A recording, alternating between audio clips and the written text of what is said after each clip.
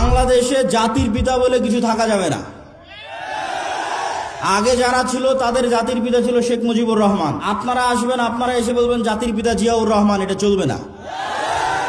1947 নাই মানে এই দেশে মুসলমানদের 190 বছরের ব্রিটিশ বিরোধী আন্দোলনের কোনো স্বীকৃতি নাই। বাংলাদেশ 1971 শুরু হয়নি, ওটা ডাহা মিথ্যা কথা। বাংলাদেশের নিজের সংস্কৃতি কৃষ্টি কালচার প্রমোট করতে হবে, যেটা উসমান হাদি বলেছে কালচারাল ফ্যাসিজমের বিরুদ্ধে আমাদেরকে লড়াই করতে হবে, যে কারণে তাকে জীবনও দিয়ে দিতে হলো। ভারতীয় আধিপত্যের কালচারাল হেজিমনি তার যতগুলো চিহ্ন আছে তার মধ্যে একটা বড় চিহ্ন হচ্ছে রবীন্দ্রনাথ ঠাকুরের শিরকি জাতীয় সঙ্গীত।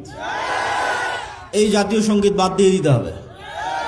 কারো কাছে কোন এক রাজনৈতিক দলের কাছে বিক্রি হয়ে গেলাম রাজনীতির কথা বলতে গিয়ে, আলহামদুলিল্লাহ আব্দুর রাজ্জাক বিন ইউসুফের ছেলে, ওই জন্য ইনশাআল্লাহ জন্ম হয়নি।